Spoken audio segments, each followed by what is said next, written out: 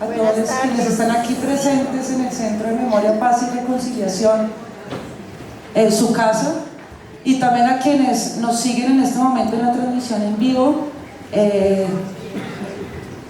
Bienvenidos y bienvenidas nuevamente pues, a este segundo panel, que efectivamente tiene como tema central pues, las prácticas restaurativas en distintos contextos, y tenemos pues, unos maravillosos panelistas que nos van a nutrir este diálogo de saberes, lo cual ahorita me voy a permitir pues ahondar un poco más en el perfil de cada uno y cada una de ustedes, y que ustedes también pues abran este espacio con un saludo corto antes de entrar al grueso de la discusión y el diálogo, con unas preguntas sencillas. Recordar, como decíamos anteriormente, Alejandro Castillejo decía, de lo simple a lo complejo. Vamos a ver si en la práctica lo podemos vivenciar en este segundo panel. Buenas tardes a todos y a todas. Es un gusto para mí estar acá. Un agradecimiento a la Secretaría de Educación por invitarnos, y siempre es y será un gusto conversar con las y los maestros, las personas que más hacen país, las personas que más frentearon el conflicto armado, las personas que más protegieron a los niños y niñas durante los años duros de la guerra, y que siguen guerreando día a día y ayudándonos a construir ciudadanía. Un gusto. Gracias. Bueno, muy buenas tardes a todas las personas presentes, y mi palabra es agradecerle muchísimo por la visita que hice esta mañana en el Instituto Técnico Internacional, IED, algo así, cerca del aeropuerto. Me encantó. Honestamente, cuando escuchaba el panel anterior que decía que bueno, hay que invertir, está totalmente de acuerdo con todo lo que decía, pero honestamente yo he visto bastantes lugares en distintos países en el ámbito educativo. Lo que he visto esta mañana no lo he visto en ningún lugar, y aquí mi compañero Rafael, que de España, ni en España, lejos. Así que honestamente Colombia para mí, o lo que he visto aquí en Bogotá, pero seguramente que hay cosas también en el interior, es una vitrina. Por supuesto que hay mucho más por hacer, pero la verdad que me quedé impresionado. Y yo que doy, a veces una conferencia por allá, un curso, sí que me voy a referir de lo que he visto, así que les agradezco muchísimo. Hola, buenas tardes para todos y para todas. Muy agradecida por la invitación que nos hicieron. Nosotros, pues yo no vengo en representación de una Secretaría de Educación, nosotros somos la Secretaría de la No Violencia, tenemos un enfoque diferente, y ha sido muy valioso poder encontrarnos con todas las experiencias que hemos tenido entre ayer y hoy. Hoy estuvimos en un colegio en Suba donde nos mostraron toda la experiencia restaurativa y cómo han involucrado diferentes componentes basándose en una educación integral, y ha sido muy bonito, y agradecemos mucho que nos hubieran tenido en cuenta para este evento. Bueno, muy buenas tardes para todas las personas asistentes. Voy a decir mi nombre rápido para reivindicar a mi mamá, Reinere de Los Ángeles Jaramillo Chaverra, y me llaman Reina. Me gusta mucho porque eso me permite rápidamente ser identificada. Agradezco poder estar en este encuentro internacional en justicia escolar restaurativa, pudiendo reflexionar con todas y todos ustedes, porque solo se construye reconociendo el camino que otros han abierto. Solo podemos avanzar cuando conversamos colectivamente, cuando producimos saber colectivamente, y estar aquí es esa oportunidad para la Jurisdicción Especial para la Paz para aprender de estas prácticas, porque mucho de lo que les vamos a contar hoy tiene que ver con muchos caminares y muchos haceres de las diferentes comunidades en diferentes territorios del país. Bueno, pues muchísimas gracias. De pronto compartirles un poquito de mí. Algo de lo que me siento muy orgulloso es que tanto mi padre como mi madre son docentes. Es algo que me hace sentir profundamente orgulloso, pero también me genera una responsabilidad muy grande, ¿cierto? El poder ser replicador también, y ojalá poder sembrar en la vida de muchas personas, que creo que es la tarea que todos los presentes tenemos, docentes o no, ¿cierto? Creo que esa misión de poder generar algo en nuestra comunidad y transformar es una misión que todos deberíamos compartir. Entonces, muchas gracias. No, a ti también por aceptar la invitación y bueno, con esta presentación ya a profundidad de quienes nos van a acompañar en este segundo panel del día 2 del Encuentro Internacional de Justicia Escolar Restaurativa, en el cual efectivamente en las horas de la mañana estuvimos con un acercamiento práctico de cómo se vive experiencialmente en cada una de las instituciones eso de la justicia escolar, y que hoy pues vamos a profundizar un poco más a partir y a propósito del nombre del panel, que son las prácticas restaurativas en distintos contextos, y hoy recorrimos varios, ¿sí? Más los que nosotros habitamos y en los lugares en los que nosotros nos enunciamos. En ese sentido, pues, el objetivo de este panel es efectivamente poder mirar la aplicación del enfoque restaurativo en diferentes contextos, pero también sobre todo podernos dar la oportunidad de reflexionar como docentes, como profesionales que estamos en el campo de la educación, sobre cuáles han sido esos principales avances, pero también qué retos nos tenemos que afrontar, ¿no? Porque indiscutiblemente esto es un movimiento constante y vamos aprendiendo, aprendiendo, saberes se conjugan y esto nos invita a seguir construyendo de manera conjunta lo que nos evoca esto que es la justicia escolar restaurativa. La dinámica, por temas pues de tiempo, vamos a hacer una simplificación de algunos momentos y vamos a tener 2, no 3. Vamos a arrancar por cada uno de los lugares de nuestros panelistas, que son los invitados e invitadas especiales, con una pregunta en relación al objetivo que tiene este espacio, para que podamos evidenciar un poco más la reflexión desde el lugar de ellos y ellas. Y ya después, al final, a modo de conclusión, hacemos sí la pregunta que nos recoja a todos y a todas y que nos va a permitir poder irnos con conclusiones frente a lo que nos viene en este ejercicio de la justicia escolar restaurativa. En ese orden de ideas, pues el contexto, voy a hacer un breve contexto de lo que implica el tema de este panel número 2, y es en relación a lo que es eso del enfoque restaurativo y la justicia restaurativa, que efectivamente pues ha cobrado una importancia sin precedentes en la última década a nivel internacional.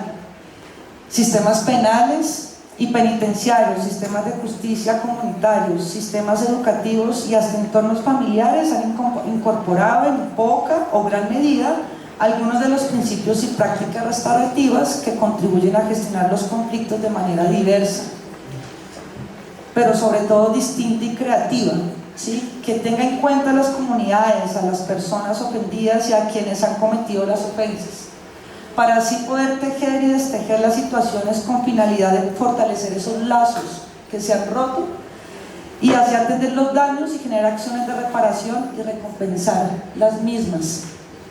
Y eso se evidenció mucho esta mañana cuando se fue el ejercicio práctico en cada uno de los territorios donde estuvimos.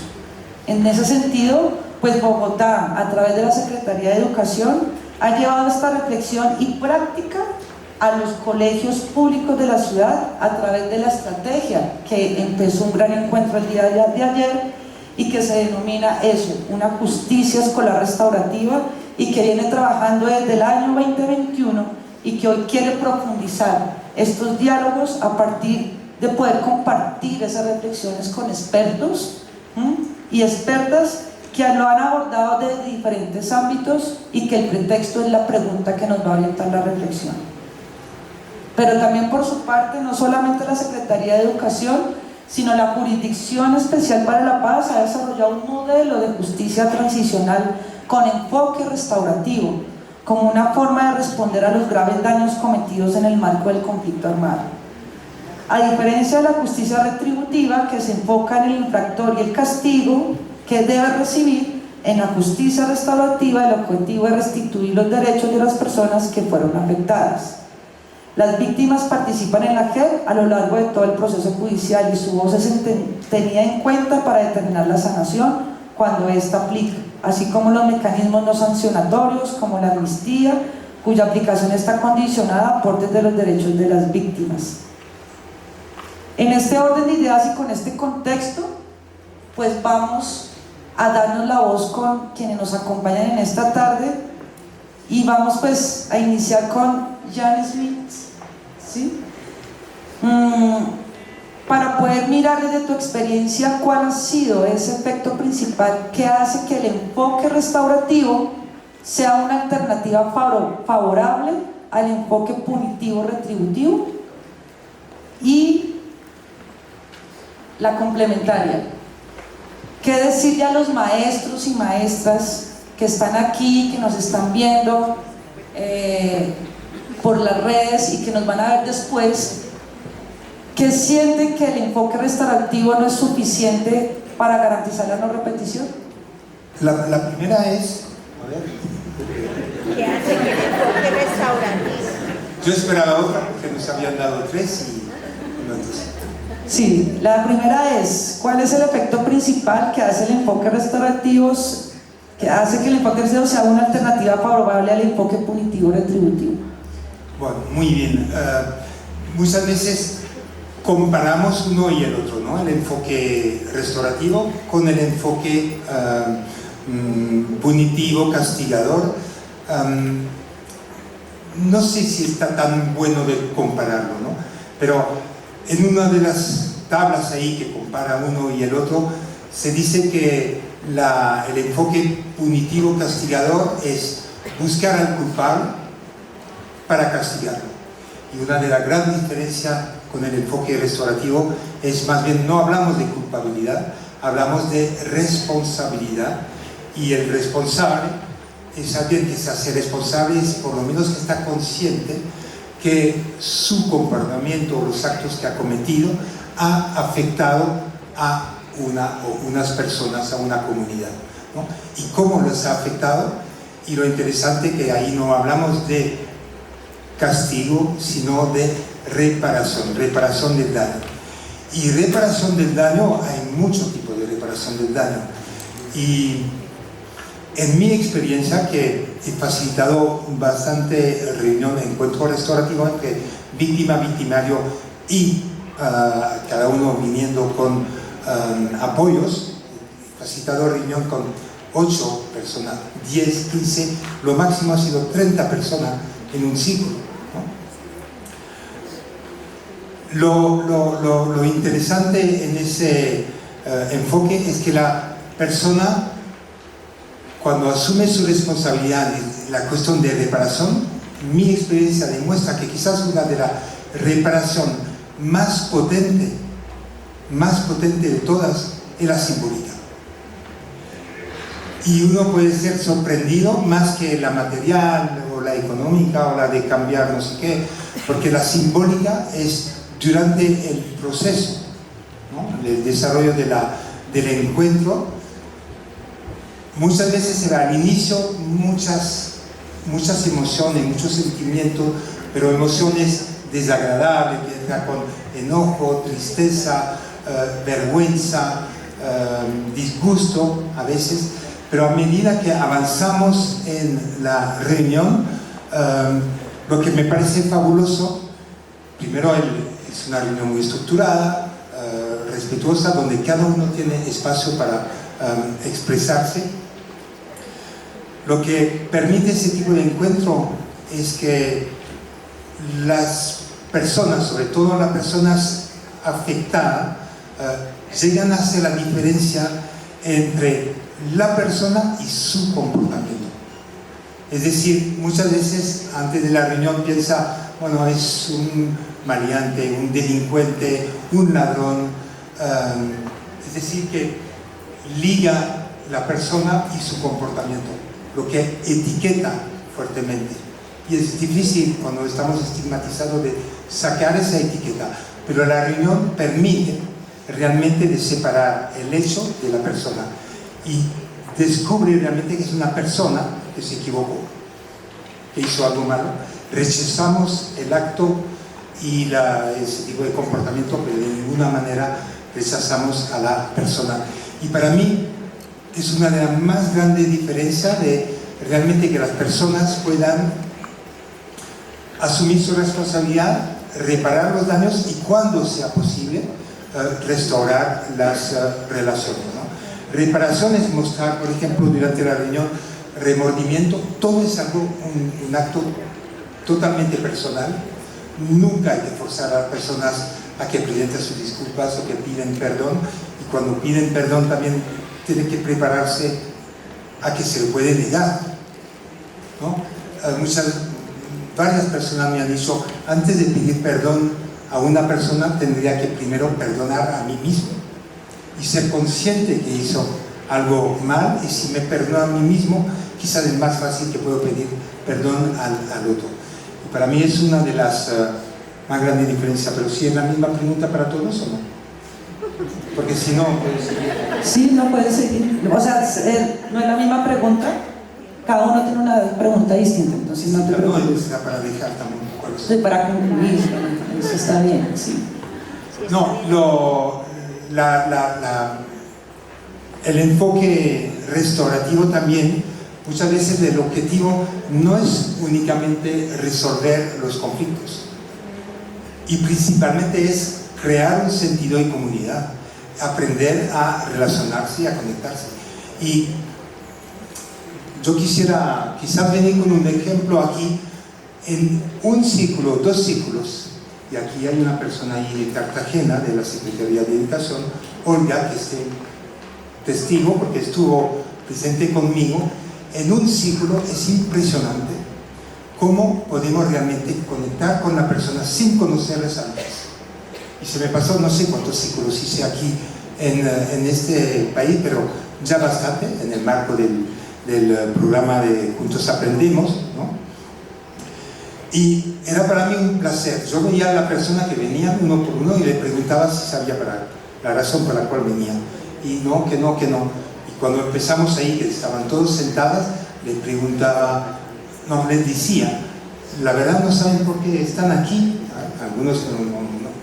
Y le dije, bueno, estamos en problema porque tampoco lo sé yo. Era como para decir, ¿por qué estamos aquí? Y dijo, no, es una broma. Es para conocernos en poco tiempo, 1 hora, 1 hora y cuarto, creamos realmente ese contacto. Y recuerdo de una señora al final de 1 hora y media, de preguntas para conocernos, relacionarnos, reír, pero crear ya esa comunidad, esa confianza para hablar. Tengo siempre una pregunta al final del cierre del ciclo, que es importante, y la pregunta muchas veces es la siguiente, que cada uno de los que desean puede terminar con esta frase: yo no quiero salir de esta sala o de este círculo, de esta sesión, sin antes decirles que, y termina con lo que quiera. Y hay una señora que dijo, yo no quiero salir de aquí sin antes decirle que vine aquí solamente para mostrarme la cara y que no iba a dejar y que iba a salir, porque primero me dolía la cabeza, y dije, no voy a poder aguantar eso. Y 2, tengo unas, ¿cómo lo llaman ustedes? No empanadas, las arepas que tengo que preparar para vender y dar pan, pero desde el inicio me sentí realmente bien. Ese dolor de cabeza se me fue. Las arepas que esperan, y los que la quieren comprar también.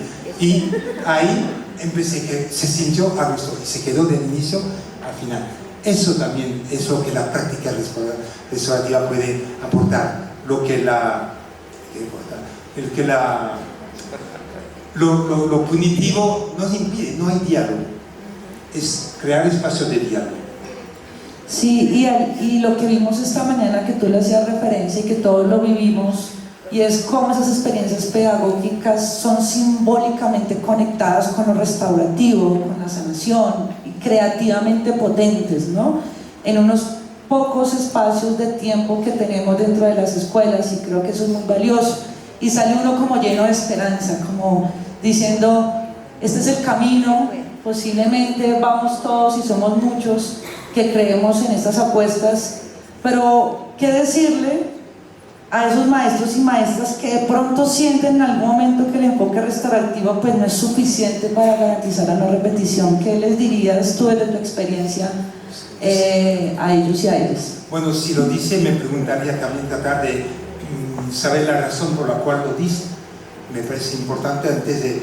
Y a veces es verdad que uno tiene todavía esa mentalidad punitiva, retributiva, y pasar a lo restaurativo es un cambio de paradigma y que quizás hay una resistencia, y hay que decir, no es que lo restaurativo va a resolver todo y que no habrá reincidencia. Si sería mentir decir que todo lo que se hace en lo restaurativo es perfecto, y no, sí que lo habrá, ¿no?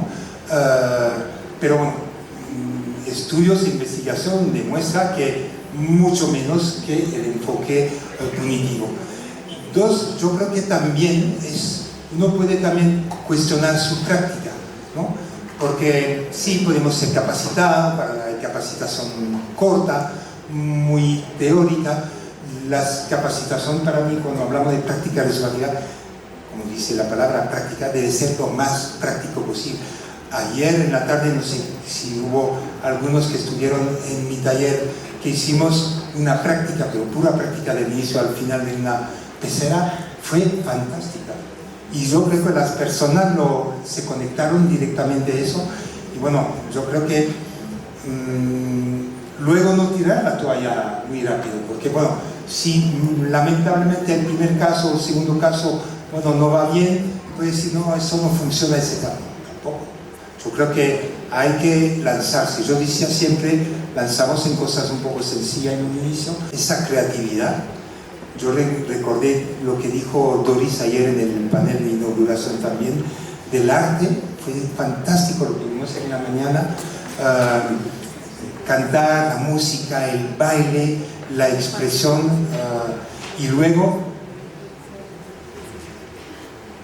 el proceso para llegar a eso, a mí me impactó totalmente, que los y las estudiantes dijeron fue un proceso largo, fue un proceso difícil, fue un proceso que pensé a dejarlo más de una vez, pero bueno, entre nosotros nos apoyamos, etc. Y al final lo terminaron con orgullo y con felicidad, y además que personas lo ven y los aplaude, reconoce realmente lo que hacen, valorarlo. Eso es ese enfoque restaurativo que queremos. Sí, muchas gracias. Y pensando en las últimas dos cositas que nos compartes, y es la educación como ese gran proceso, le agregaría yo transformador, ¿no? Total. Nos permite un camino que transforma realidades, pero no solamente de afuera con los estudiantes, sino uno como docente también se transforma en permitirse esos espacios creativos que generan una movilidad distinta de cómo aprender a ser, ¿sí? Antes de deber ser en una sociedad. Y eso es muy interesante, y conecto con otro, y es ese vínculo que toca fortalecer, de sentirme yo como el otro y el otro que se sienta como uno.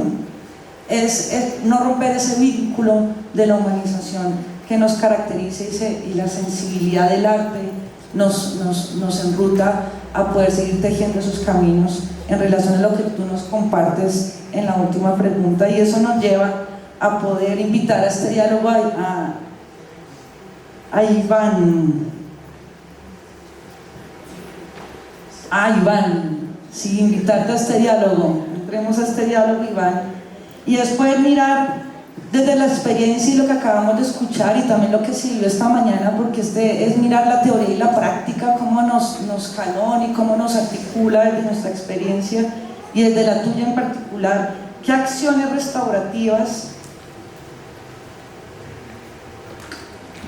qué debe tener una estrategia de prevención en la escuela, en otros ámbitos sociales, para evitar que los y las docentes lleguen a la responsabilidad penal?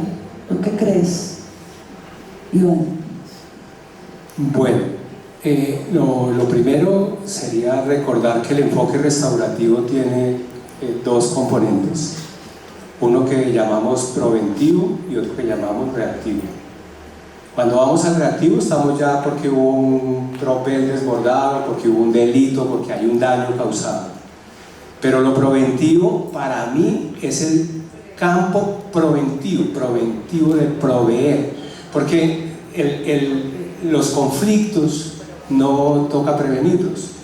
Los conflictos hay que darles trámite, lo que hay es que generar herramientas en las personas para poder hacer frente a las conflictividades de la vida.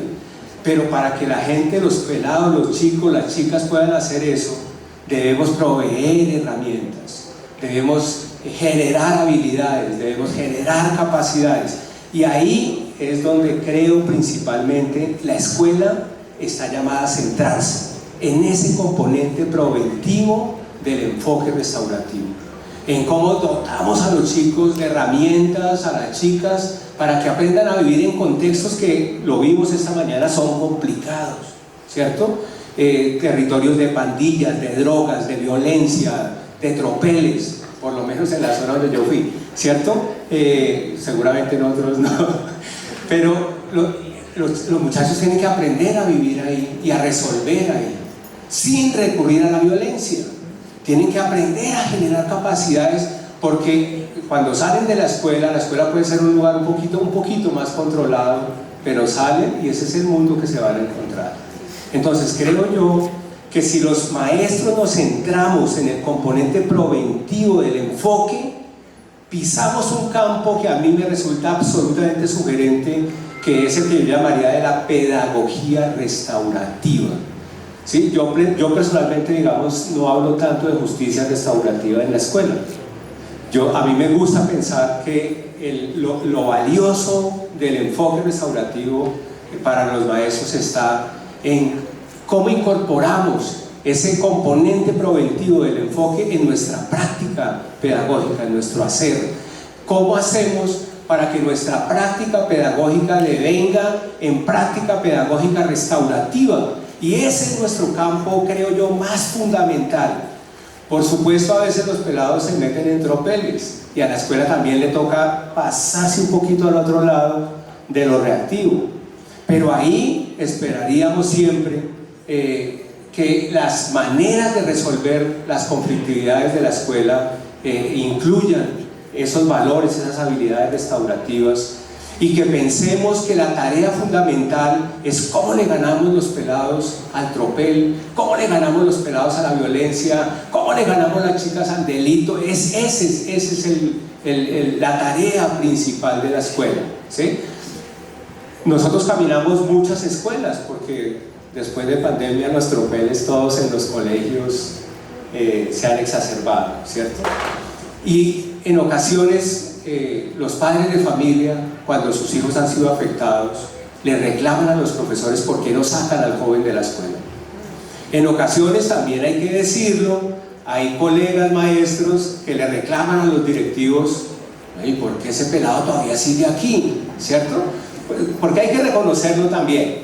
Es decir, eso de moverse en encontrar nuevas formas de resolver, pues dentro de las escuelas es una tensión, y no es una tensión que ya esté resuelta, ¿sí?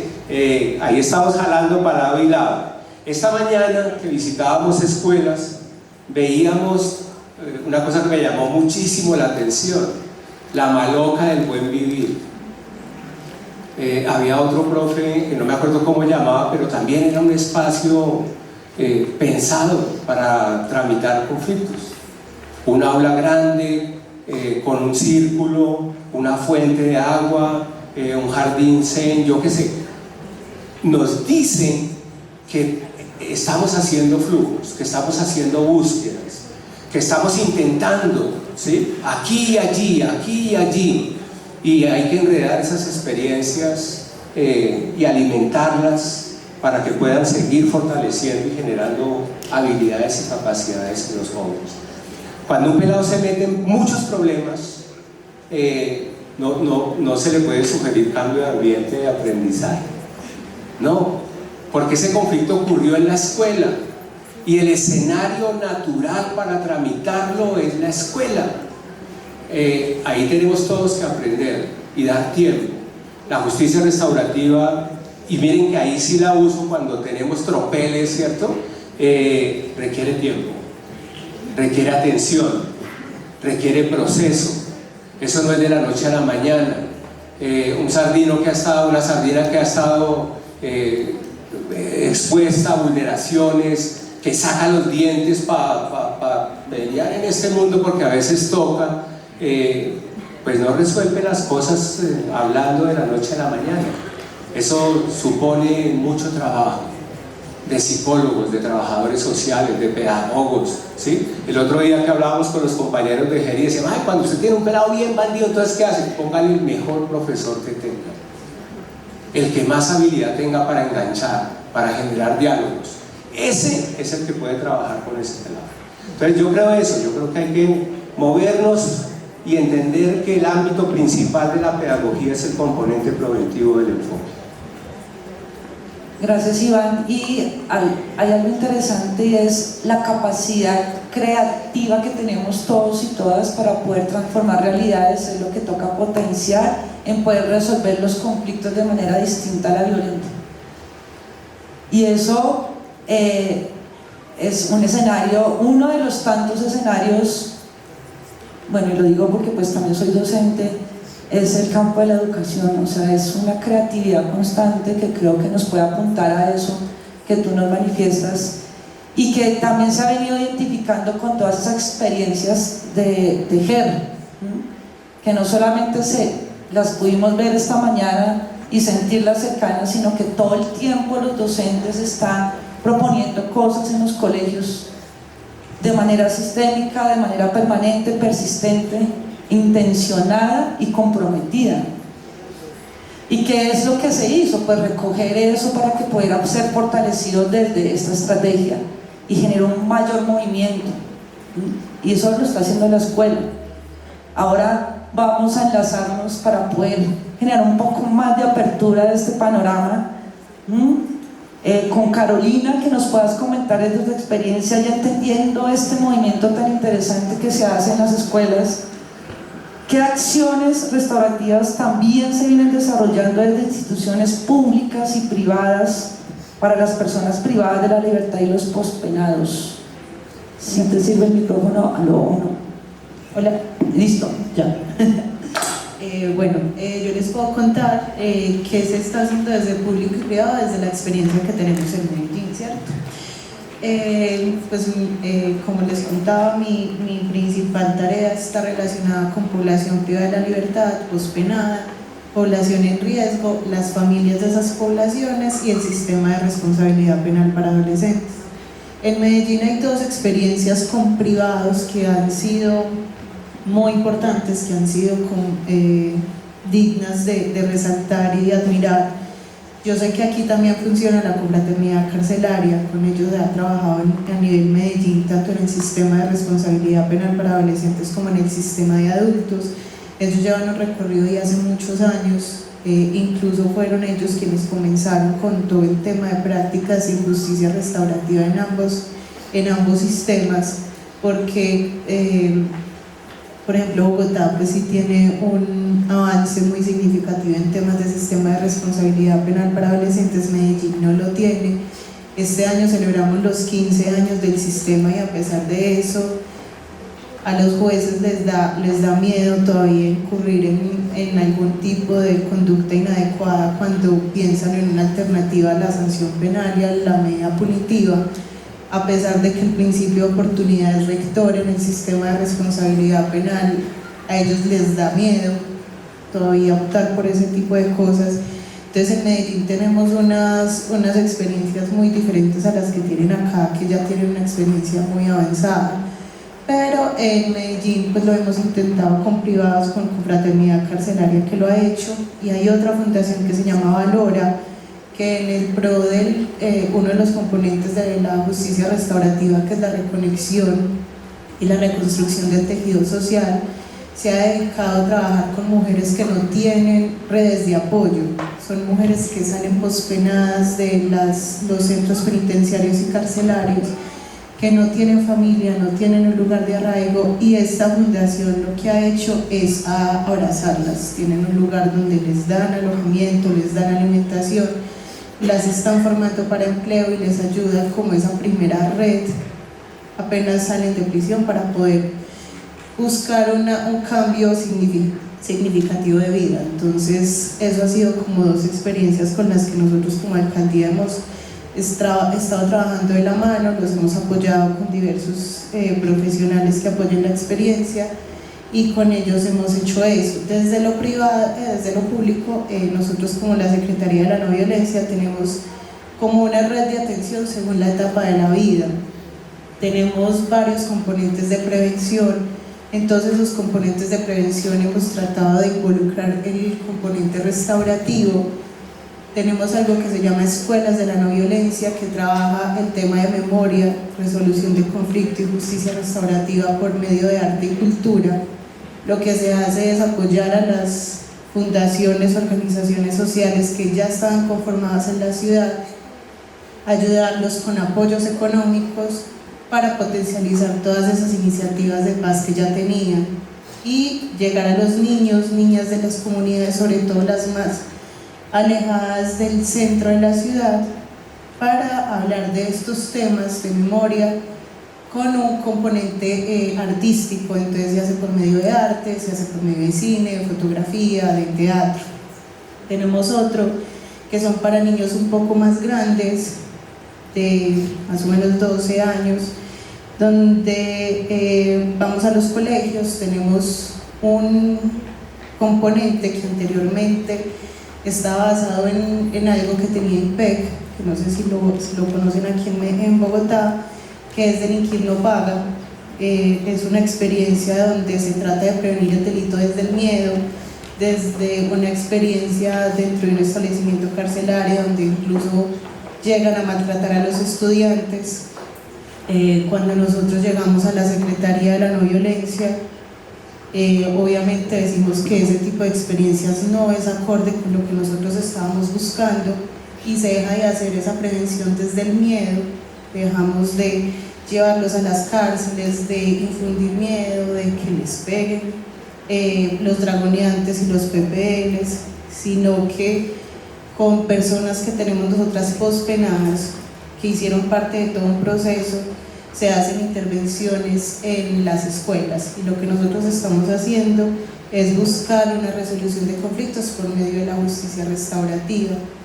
Es algo pues como muy acorde con lo que hemos visto estos días acá en Bogotá, y es también implementar y poner el chip desde la niñez y que empiecen a ver en la justicia restaurativa, en las prácticas restaurativas, un enfoque diferente, una forma de vida, que lo empiecen a adoptar y empiecen a darse cuenta que el tema de la responsabilización, de aceptar el daño que se causa en otras personas es importante, y que incluso pues desde el colegio podemos empezar a tramitar los conflictos de esa forma. Seguidamente, cuando pues esos conflictos no los podemos prevenir en ninguno de esos dos programas anteriores, tenemos el sistema de responsabilidad penal para adolescentes. Dentro del sistema, pues Medellín fue el piloto del programa de seguimiento judicial al tratamiento de drogas. Se viene contemplando, es una alternativa a la sanción penal, donde adolescentes y jóvenes que cometen un delito presuntamente por un abuso problemático de sustancias se someten a un tratamiento terapéutico y sanitario, pero a ese programa le hacía falta ese componente restaurativo, que nosotros hemos tratado de implementar con la creación del Centro de Prácticas Restaurativas. Es un programa integral de justicia restaurativa y terapéutica, donde atendemos tanto a los chicos que entran al sistema por PROSAT con ese consumo problemático, como adolescentes que no necesitan como ese otro componente sanitario.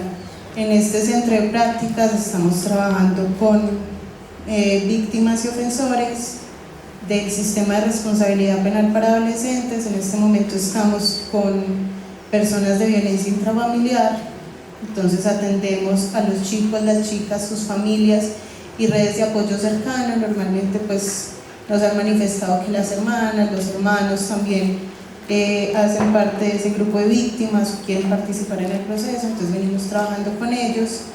Es un proceso largo, es difícil, es de sensibilización previa, de trabajo previo con cada una de las partes, pero lo hemos venido desarrollando de esa forma. Y finalmente tenemos el trabajo con personas privadas de la libertad. En este momento estamos haciendo procesos de sensibilización con ofensores dentro de los centros penitenciarios y carcelarios de Medellín. Estamos en el Pedregal y en Bellavista haciendo intervenciones, sobre todo enfocadas en el tema de responsabilización.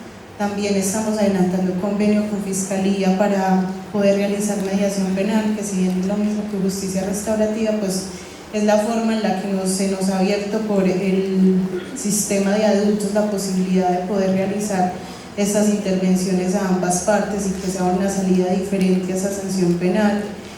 Y tenemos finalmente un programa de pospenado. Las personas que salen de allá tenemos la posibilidad de vincularlos directamente con la alcaldía, donde trabajan en nuestro componente de atención, y también tenemos un componente de formación y educación para el empleo educación y empleo, donde les damos talleres, cursos de artes y oficios, tratando pues como de resignificar, de reconstruir ese tejido social que se rompe con la comisión del delito. Y también tenemos un abordaje a las familias de PPLs y de pospenados, donde tenemos acompañamiento jurídico, psicosocial y también las podemos involucrar en estos talleres. Gracias, Carolina. Y con todo este como esfuerzo, ¿no?, de distintos lugares que se hace y que hacemos para poder juntos y juntas hablar desde lo restaurativo, hablar desde la sanación, desde lo simbólico, poder cambiar esa cultura de violencia desde distintos escenarios. Vamos con Tomás y queríamos preguntarte, porque ya creo que podemos aventurarnos en esto, y es: ¿será, tú crees que es posible consolidar en la sociedad una cultura restaurativa, o solo es una utopía, un horizonte? ¿Qué nos puedes decir? Bueno, lo primero, bueno, utopía creo que ahorita dan unos ejemplos de que no lo es, ¿cierto? Ya lo estamos viendo, lo hemos reflejado en la vida de víctimas, de ofensores, de personas, porque al final son personas. Creo que los educadores lo ven reflejado también día a día. Cuando este joven que acaba de tener un conflicto con otro logra tener un espacio de confianza, un espacio de encuentro, porque no a través de una práctica restaurativa en el cual logran hablar acerca de eso que sucedió, acerca de esa dificultad, y no logran desde ese perdón forzoso de hágale, yo no lo vuelvo a hacer, sino que lo logra desde un respeto auténtico frente al otro. Es como si fuera una prevención basada en la confianza. O sea, podemos prevenir en la confianza, no en la represión, no en el señalamiento, no en el castigo, sino podríamos generar una cultura de prevención basada en la confianza y en la generación de una comunidad fuerte y poderosa. Creo que esa es una invitación muy potente que nos hace la justicia restaurativa. Entonces, frente a lo primero, no creo que es utopía, lo estamos viendo. Frente a horizonte, tampoco lo creo, porque no es fondo, sino que es figura. ¿Me explico? Cuando tú miras al horizonte, tú miras como hacia allá, ¿cierto? Como si estuviera, miras hacia allá.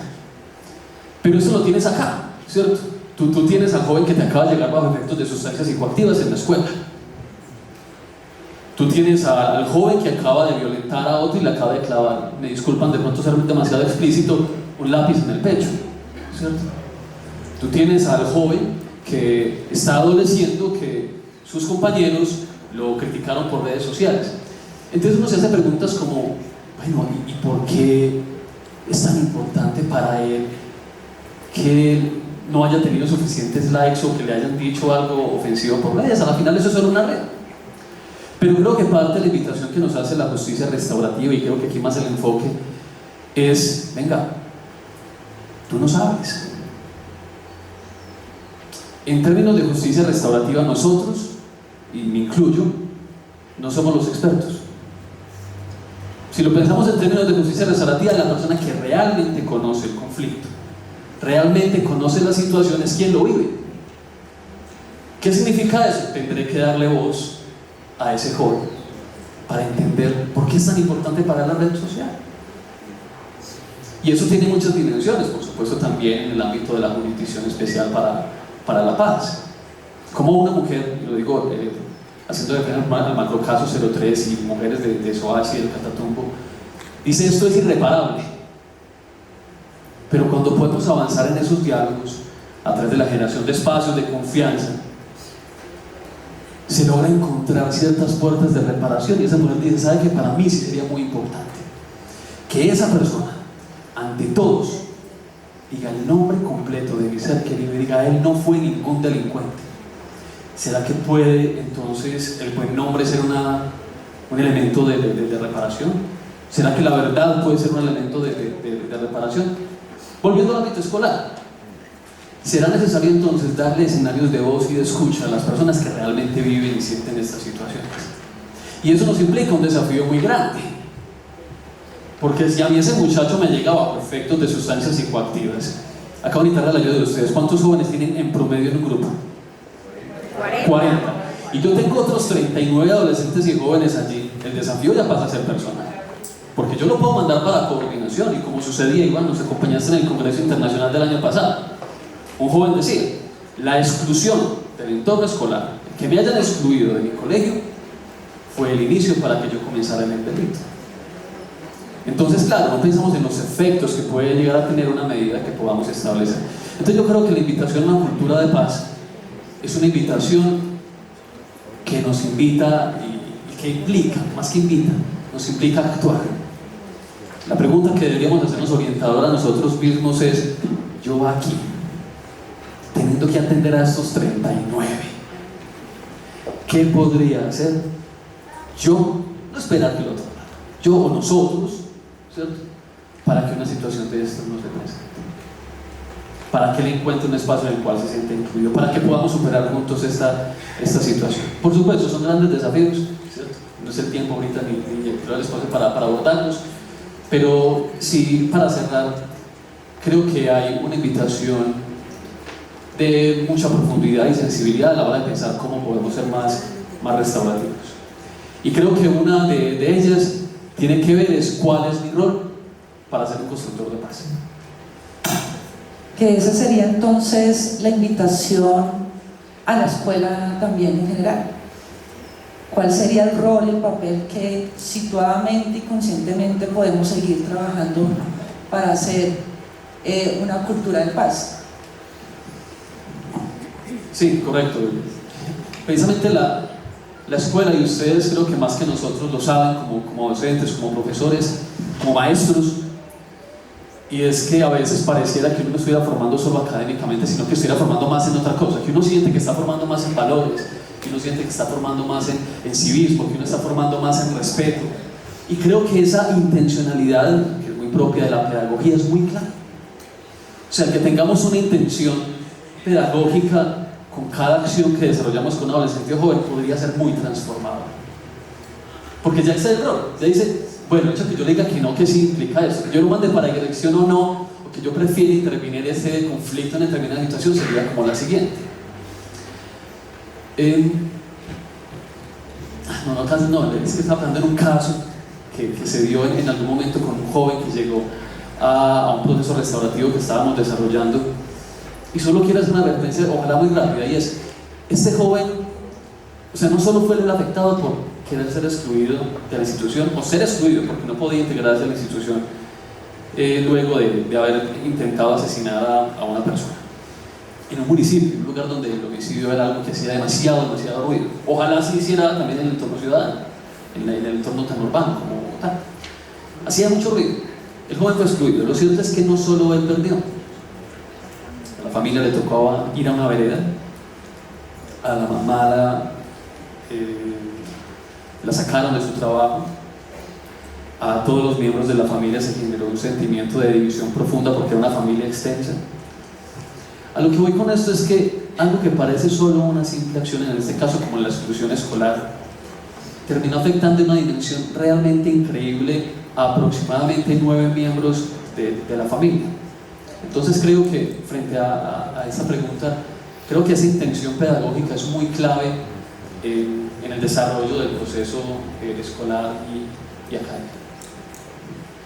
Bueno, gracias Tomás, y me quedé pensando en algo ahí, no sé si de pronto la mayoría también podemos estar en la misma página de la reflexión, y es sobre algo que dijiste, y es la prevención basada en la confianza. Y cuando me coge la palabra confianza me remite en algo, y es cuando usted hace acuerdos, separe la confianza. Cuando usted hace un acuerdo con uno mismo es porque confío en lo que yo puedo hacer, ¿no? Por mí. Ahora, si estoy con otros y con otras en un escenario problemático de conflicto y me siento a dialogar, ya estoy poniendo mi confianza en que la otra persona se pone en mis zapatos o me va a escuchar o vamos a poder establecer un diálogo y ahí hacemos un acuerdo. Y yo creo que eso, desde lo mínimo a lo máximo del país, ha hecho un esfuerzo muy importante históricamente, repetir momentos de confianza y generar acuerdos. Y el último, pues, el producto es el Sistema Integral para la Paz. El Sistema Integral para la Paz, que entre las instituciones pues está la JEP. Y ahí va pues la pregunta en relación a eso, ya hilando este último momento. ¿Qué implica, entendiendo todo esto, un modelo de justicia transicional con enfoque restaurativo, y por qué fue este el modelo que adoptó la JEP? Vamos a hacer un acuerdo. Ustedes nos ha llamado por su nombre, entonces no soy magistrado, hablemos de reina. Esto, Nos bien, ponen bien. entre iguales. De acuerdo.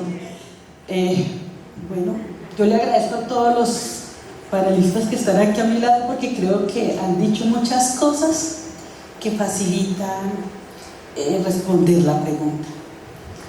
Y quiero empezar con una anécdota. Cuando hicieron la convocatoria para los magistrados y magistradas de la Jurisdicción Especial para la Paz, esta fue pública. Nos presentamos más de 2.600.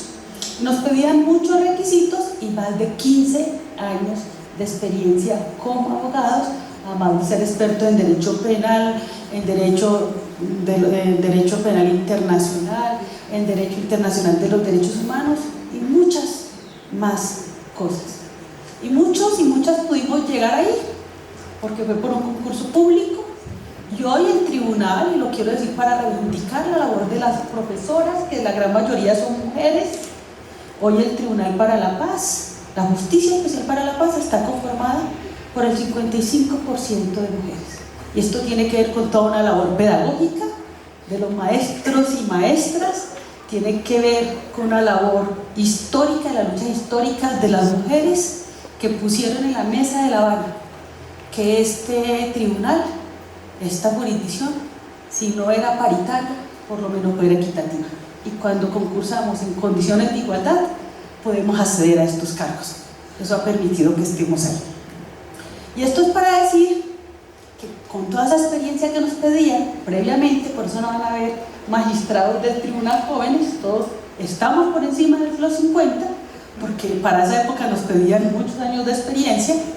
Pues la primera cosa cuando nos enfrentamos a la justicia restaurativa, que no fue un modelo que inventó la JEP, fue la propuesta que se discutió en La Habana, que esta justicia dialogada tenía que tener como el centro a las víctimas y no al victimario, que era la lógica de una justicia penal ordinaria, que había que cambiar esa lógica. Y entonces el primer reto para todos y todas nosotras fue desaprender. ¿Y saben por qué? Porque el modelo de justicia con el que nos habíamos educado, al que nos habíamos preparado, era el de la controversia, era el de la pelea, era el que la hace la paga, es decir, lo condeno, lo sanciono. Y esto implicaba para todos nosotros un gran reto. Y esto que todo mundo, y que aquí hablamos, el diálogo. En la justicia no se dialogaba. Y aquí no lo han dicho, o sea, a los jueces les daba miedo, en la justicia ordinaria a los jueces les da miedo dialogar. La justicia no se le ve como algo para resolver los conflictos, sino que se le ve por encima para sancionar. Y es aquí donde la apuesta de la justicia transicional estaba a empezarse un procedimiento dialógico. Y es verdad que la justicia restaurativa en principio no nace con el acuerdo final de paz ni con la jurisdicción especial para la paz, pero lo que sí es verdad es que en este modelo de justicia la voz principal, la voz central es la voz de las víctimas y no del victimario. Y eso hizo toda la diferencia con el modelo de justicia y paz, que fueron escuchados mucho más los victimarios y mucho menos las víctimas. Y por eso cada día más cobra mucha fuerza el relato de las víctimas. Y aquí pusieron unas palabras muy potentes: la confianza. Pusieron palabras como la dignificación, la creatividad.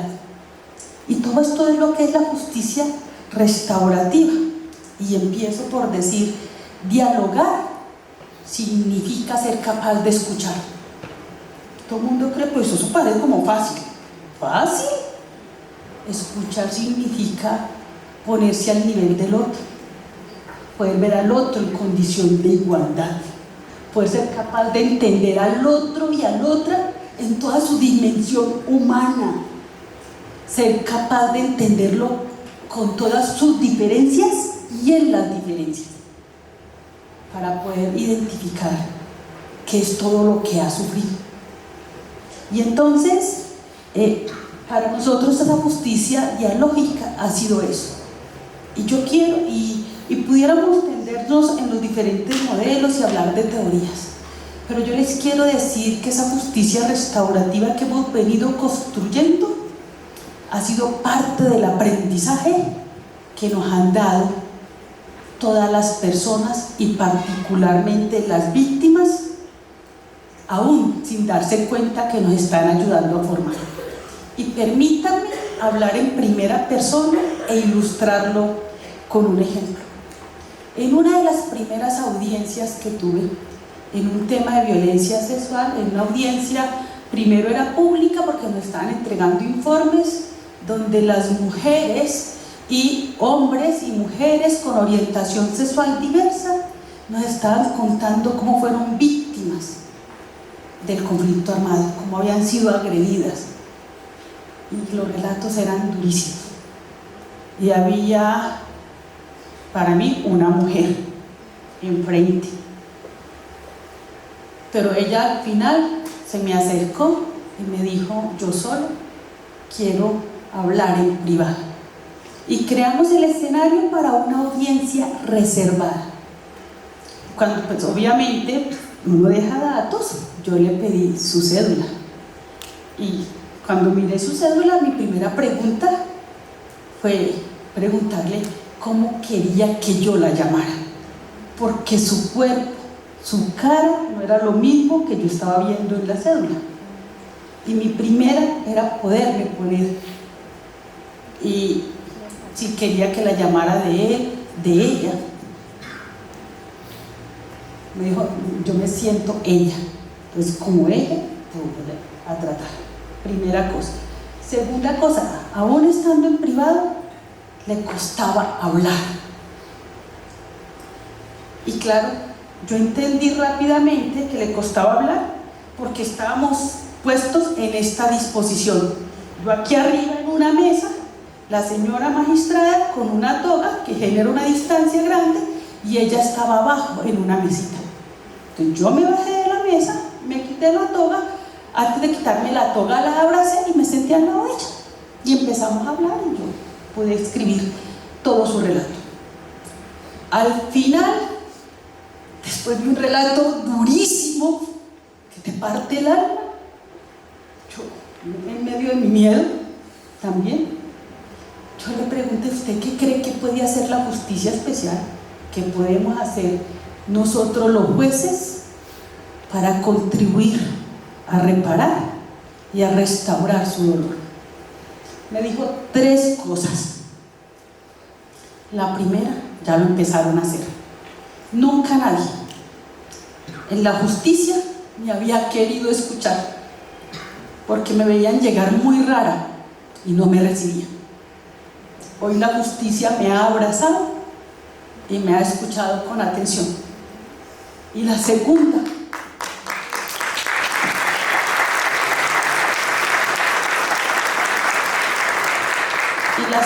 gran cosa, dijo: es que yo quiero que mi familia, que mis vecinos un día puedan entender que yo no tuve nada que ver con lo que me pasó.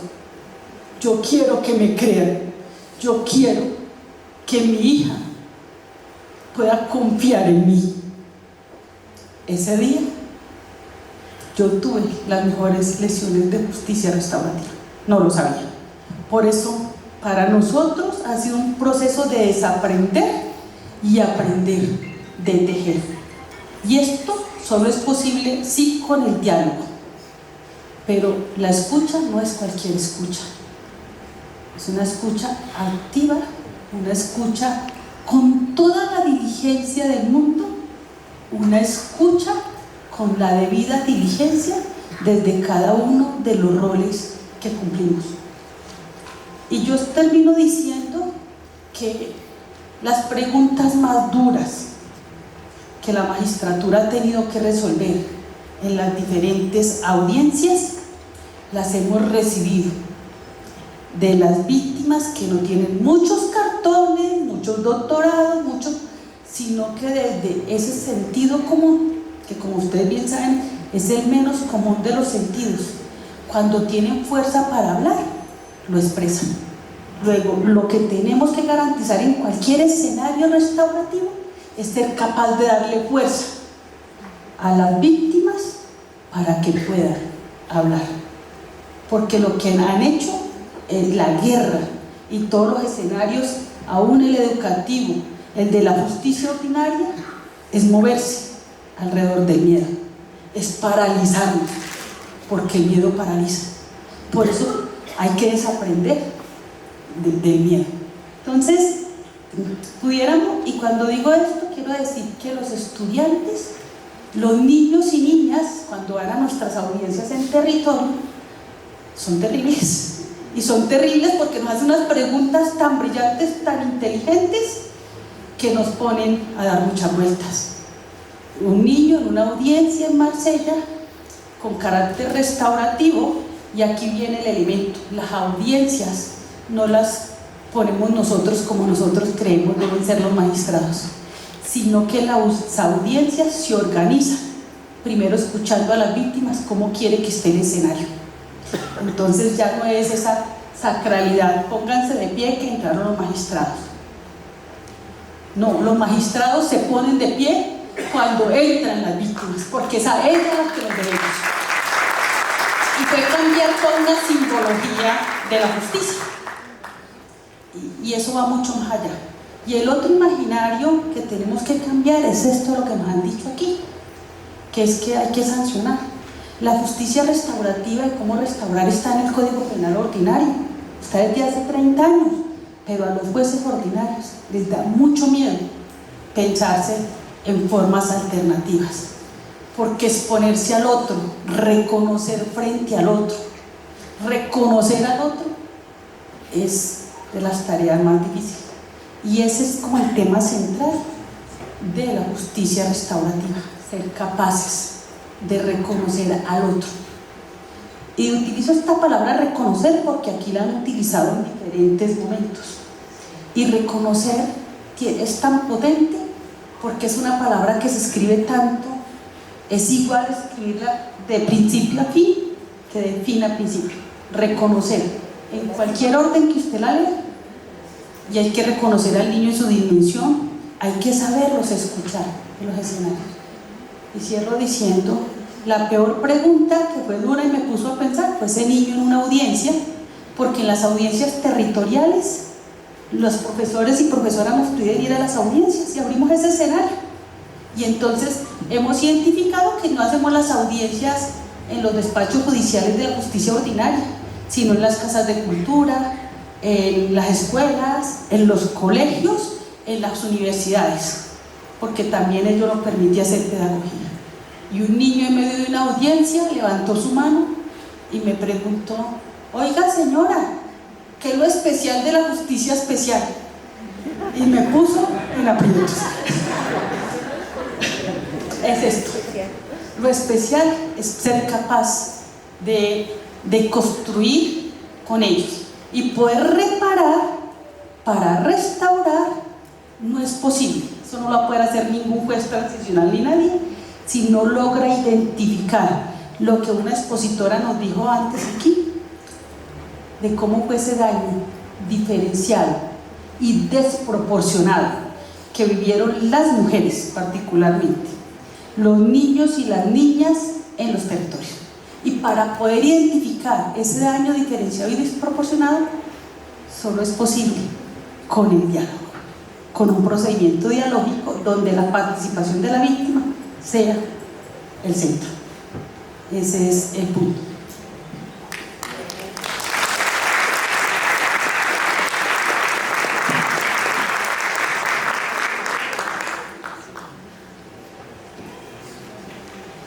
Bueno, muchas gracias. Aprender a desaprender para volver a aprender.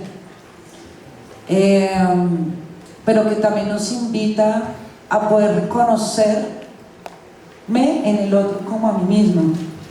Y eso implica, pues, volver a humanizarnos, ¿no? Porque a veces se nos olvida el gran acontecimiento de estar vivos y poder compartir con otros nuestra vida, nuestro país, nuestro territorio, nuestra escuela. Gracias por esa reflexión que nos acerca un poquito a eso de bajar la teoría a la práctica, y que nos hemos dado cuenta en estos días que efectivamente somos muy especiales, ¿sí? Porque podemos compartir varias experiencias en las cuales nosotros le apostamos, pues, a desaprender para volver a aprender nuevas maneras. Y esto nos lleva ya a lo último, en el poco tiempo que nos queda, para que cada uno, pues, de manera voluntaria pueda compartirnos ya en este cierre, y es que cada uno de ustedes, que nos cuenten una experiencia que han vivido y acercado de esa práctica de lo restaurativo, o sea, en la práctica. Ya me pasó esto como una experiencia que nos puedan compartir desde el lugar en el cual ustedes están, de manera voluntaria. Quien coja primero el micrófono y lo prenda de una.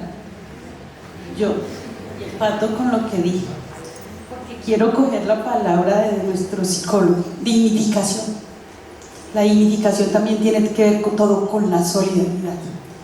Recientemente hicimos entrega digna de un cuerpo de un joven que ha sido ejecutado extrajudicialmente, pero que había sido entregado, que había sido mostrado en la vereda y en su pueblo como un guerrillero.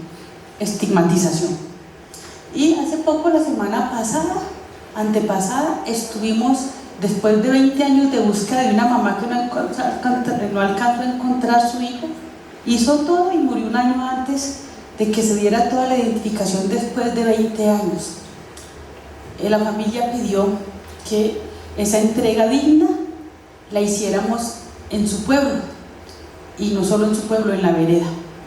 Esto nos llevó más de 7 horas de camino, y estando allá, la familia quería que fuéramos por todo el casco urbano del corregimiento, para que todos los vecinos supieran que ella, este caso era de dos hermanos, que ellos no habían sido guerrilleros.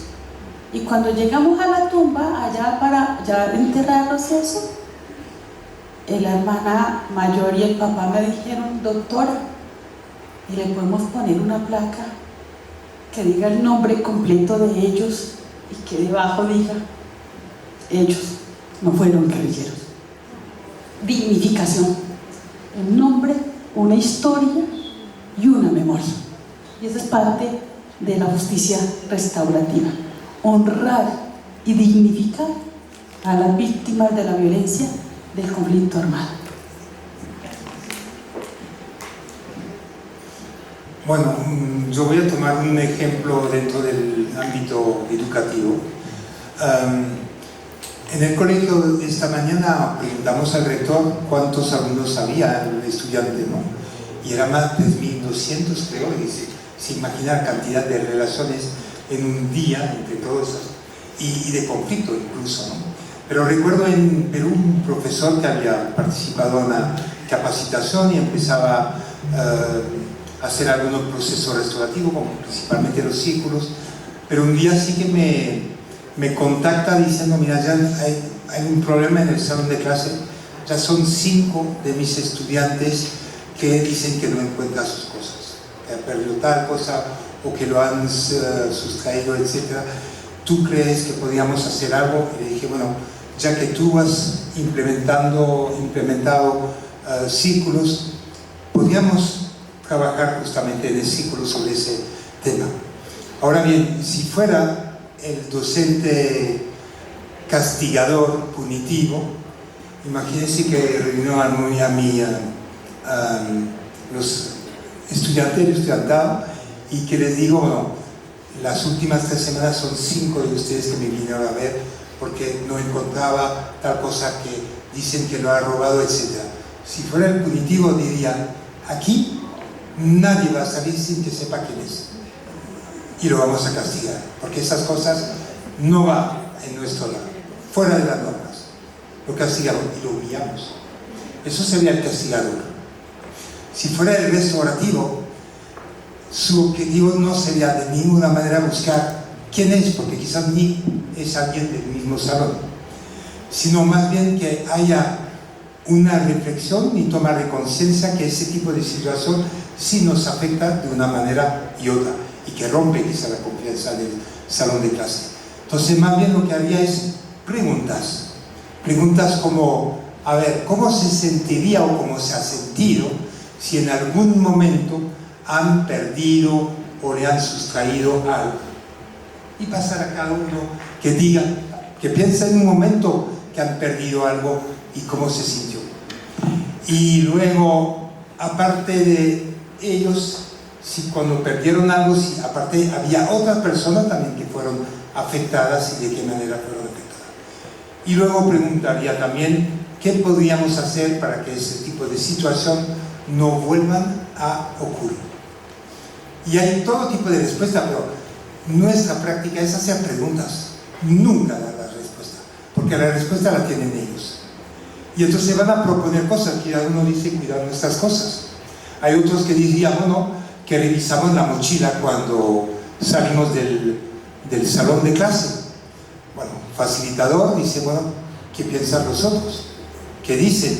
A ver, estamos en una escuela, no estamos en un aeropuerto, o menos en un centro penitenciario.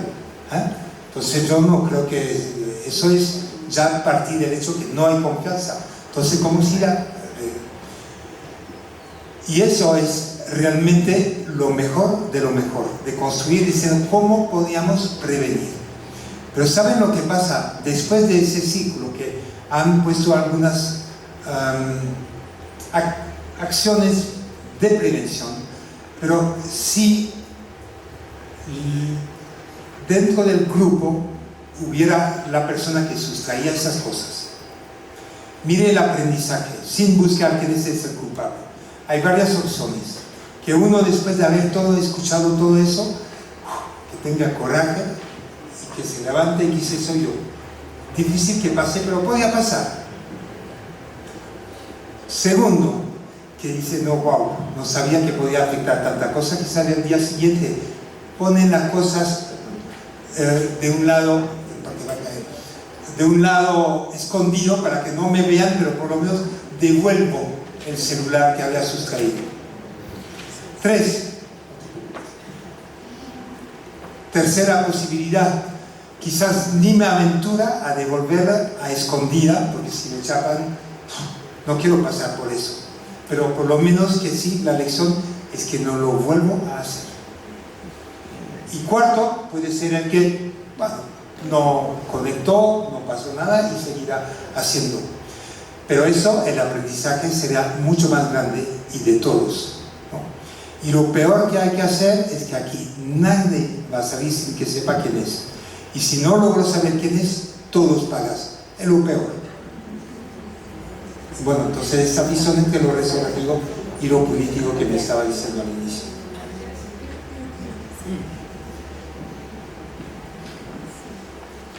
A ver, hay historias muchas. En un caso de un chico que asesinó a otro,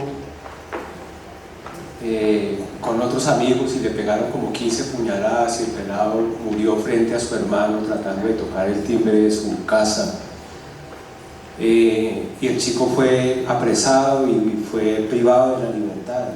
Y eso es porque cuando empezamos, y ya lo decía muy bien, la justicia retributiva y la justicia restaurativa no siempre son una u otra, en muchas ocasiones puede ser complementaria.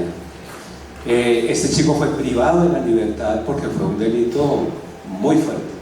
Estuvo un tiempo privado de la libertad, estando en privación, hizo un proceso restaurativo que nos llevó un par de años atendiéndolo a él, atendiendo a la mamá del chico asesinado, y logrado cerrarse porque los dos querían con un encuentro víctima ofensor, y en ese encuentro la mamá del chico muerto, luego de escuchar el relato del muchacho que mató a su hijo, lo termina adoptando como su propio hijo y está pendiente de él, se interesa verdaderamente por él, y este joven terminó el bachillerato, tuvo una sustitución de sanción y entró a trabajar a la Secretaría de Seguridad. Historias son muchas, pero yo quisiera referirme a una que ocurrió en el contexto de un colegio.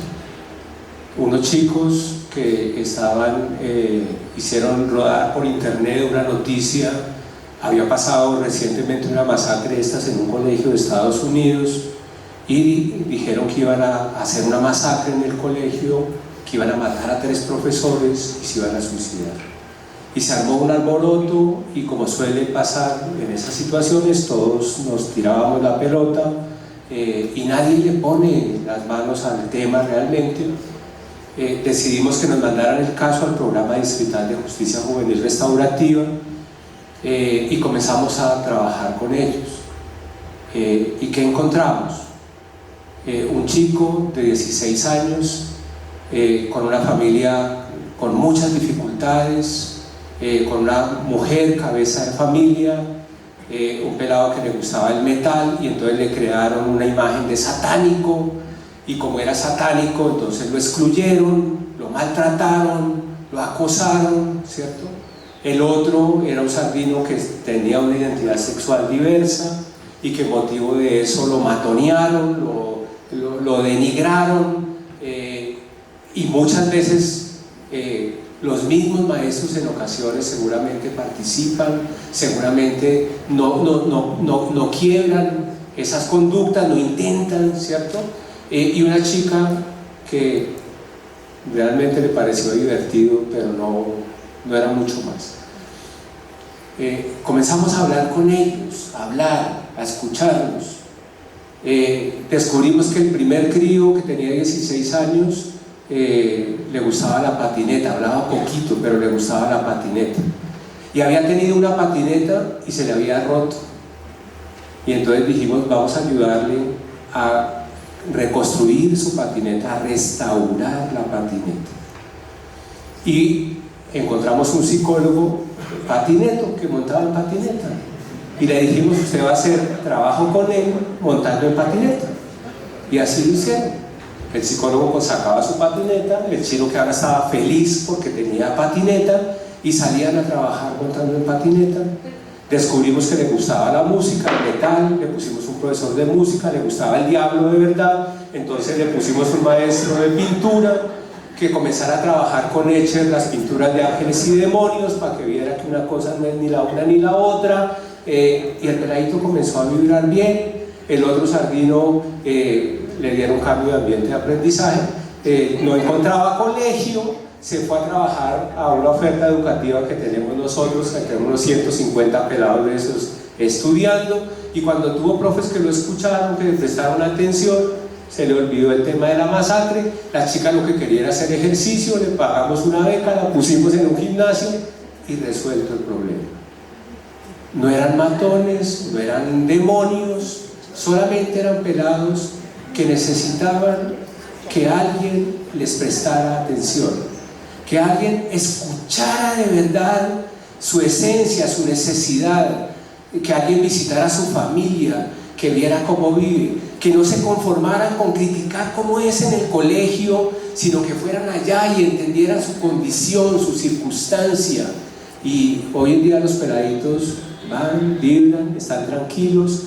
Trabajamos con los profes porque estaban muertos de miedo de pensar que los fueran a matar. Comprendieron que no los iban a matar, pero que tenían que repensar su práctica, porque a veces los profes también somos pasados, ¿cierto? Y la cosa se logra resolver tranquilamente. Los querían meter presos por amenaza, por instigación al terrorismo, yo qué sé, y hoy en día están haciendo música, montando patineta, y la cosa va relativamente tranquila. La justicia restaurativa es escuchar, es escucha activa, es diálogo, es palabra, es atención, es ver al otro en su circunstancia, comprender.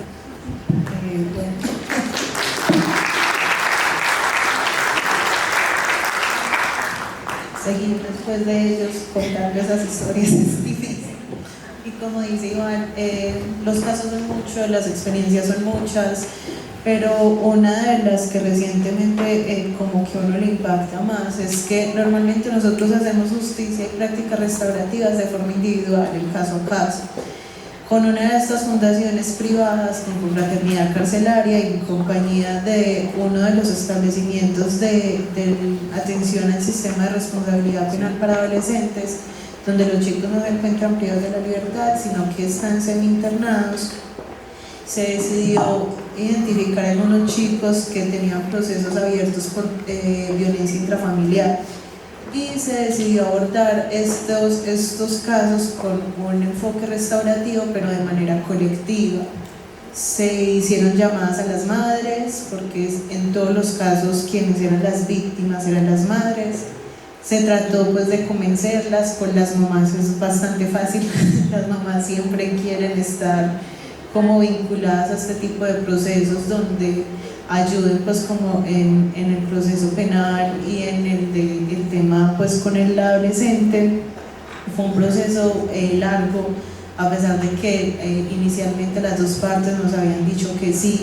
Durante el proceso a veces se cansan, a veces desisten, a veces no quieren continuar, incluso se tuvo una familia que no quiso continuar con el proceso, pero se llevó a cabo un proceso de aproximadamente 7-8 meses con cada una de las partes, donde se hizo una sensibilización y un proceso de forma paralela con las mamás por un lado, con los ofensores por otra. Y finalmente logramos un encuentro restaurativo donde algunos de los ofensores pidieron perdón de forma pública a su mamá por la violencia intrafamiliar a la que los había sometido. Otros no quisieron dar esa como disculpa pública, pero le entregaron una carta. Y adicionalmente hicieron como una entrega de unas reparaciones simbólicas. Entonces tuvimos chicos que cantaron, que compusieron una canción para su mamá, otros que leyeron un poema, otros sembraron una matica, otros pintaron un cuadro, y todo eso al final en ese encuentro restaurativo que se logró entre ambas partes fue compartido por una y otro. Incluso dentro del proceso también varias madres identificaron que además de ser víctimas también eran ofensoras en algunas oportunidades. Entonces también se trató desde ese aspecto de responsabilización, y fue un proceso muy bonito donde estuvieron involucradas más o menos 20 personas, y se terminó con ese proceso de reparación simbólica. Y al final todos dieron las gracias porque se dieron cuenta que con ese proceso restaurativo todo el tema de lazos familiares se había reconstruido y su familia cambió drásticamente. Entonces ha sido como una de las experiencias más bonitas que he tenido con temas de justicia restaurativa. Bueno, Sonia, bueno, yo también pensaba en muchas, en muchísimas, pero quiero colocar una que no suena, pues no quiero que quede el ambiente como romántico, ¿cierto? Porque también hay cosas que pasan muy curiosas. Me acuerdo de esta. Y también reconociendo, porque quiero hacer un reconocimiento también a las autoridades judiciales, del SDPA, a nuestros operadores de servicio, también frente a lo que pasa en esos esas audiencias, en esos encuentros que tienen, en ese trabajo del día a día que es duro, pero es un trabajo con una misión hermosa. En fin, el joven, un hurto con unas condiciones ya agravadas y demás, logra reunirse con todas estas autoridades y estas personas a hablar acerca de la dimensión del hecho, de lo que había sucedido. El equipo, un equipo que apenas estaba iniciando en el tema de prácticas restaurativas y que por supuesto que era muy importante dialogar, tratar de conocer a los otros, de pronto les faltan algunos recursos metodológicos, es algo que puede pasar, no se preocupen, hay una primera vez también, ¿cierto? Pero tratando de hacer su mejor esfuerzo para que el encuentro se diera de la mejor manera. El padre de la víctima exigiendo el pago total del celular. Ya hizo el daño y todo el asunto, al menos recupero el celular. El joven tratando de explicar y darse a entender un poco como lo compartía allá, ¿cierto? ¿Quién es la persona que está allí? Ese era el esfuerzo del equipo. ¿Quién era esa persona que está allí? Claro, un joven que estaba estudiando y demás, su mujer, su novia, estaba recién embarazada y había tenido mucha presión de ella y los pañales y la ropa y la comida y no sé, irresponsable y demás. El joven muy cargado con mucha ira, con mucha rabia, digo, la primera persona que encuentre me la llevo por delante y levanto esa plata como sea. Pero resulta que esa fue la víctima de este hecho. El padre insistió y después de mucho diálogo y demás y tratar de generar buenas condiciones para el diálogo, lo único que se pudo acordar es que el papá del ofensor, de los recursos que tenía, podía pagar y adelantar unos 100.000 pesos y iba a ver cómo podía pagar unas cuotas permanentes para poder responder o tratar de reparar el daño. Y muy bien, y ese fue el acuerdo. Y se acabó la reunión. Pero ustedes van a decir, ¿dónde está lo restaurativo ahí? ¿Cierto? Pues yo lo único que vi es que, pues, si me puso el celular y demás y todo el asunto. Les digo, se acabó la reunión. Resulta que cuando estaba acabando la reunión, y ya todos estaban apartándose y más y para todo el asunto, llega el papá y le dice a ese joven: venga, jovencito, eso que usted me está diciendo es cierto, usted está estudiando, usted ahorita es papá y demás. Y ese padre que había estado tan reacio, tan pesado durante toda la reunión, comienza a aconsejarlo frente al rol de ser papá. Y no solo lo aconseja frente al rol de ser papá, sino que mete su mano al bolsillo y le entrega los 100.000 pesos que le había entregado el papá del joven. Le dice: amigo, compre esos pañales. El joven se iba a ir también a gozar, pedir disculpas al Señor, dijo que estaba muy arrepentido de lo que había hecho, en fin, y todo el asunto. Pero antes de irse, el Señor lo vuelve a coger y le dice: venga, usted de verdad está tan arrepentido como dice frente a eso que hizo. Usted de verdad estaría dispuesto, como me dijo ahorita, a trabajar, a ser responsable, a hacer sus cositas y demás para demostrar cuánto lo siente. Sí, señor, claro que sí, señor. Le tengo una propuesta. Yo tengo una tienda. Usted no me va a dar 100.000 pesos al mes. Usted me da la mitad de lo que yo le pague. La otra mitad va a ser para que usted se las arregle y ya compre los pañales o lo que usted necesite y demás. Yo quiero saber si a usted le interesaría esa oportunidad. El pelado no se la creía. ¿Cómo es que este señor, que está tan, pues que estuvo así durante toda la reunión, que me insultaba, que parecía tan pesado, que no creía en mí, que ahora me está dando la oportunidad, no solo de que pues yo pueda pagar y que pueda demostrarle control, sino que también está dando la oportunidad de trabajar en su tienda? ¿Acaso no cree que yo le puedo robar? Ya pasó la voz del Señor. Pues en voz del Señor era el mejor trabajador que había tenido desde que tenía la tienda.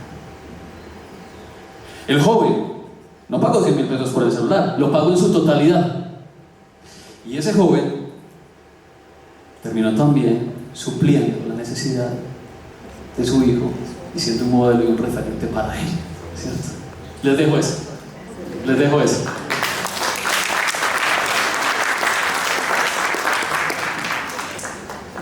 Sí. Solo aquí hago en altavoz el comentario aquí de los panelistas: solo una oportunidad Y creo que con eso terminamos este panel 2 del día 2 de este gran encuentro internacional de justicia escolar restaurativa.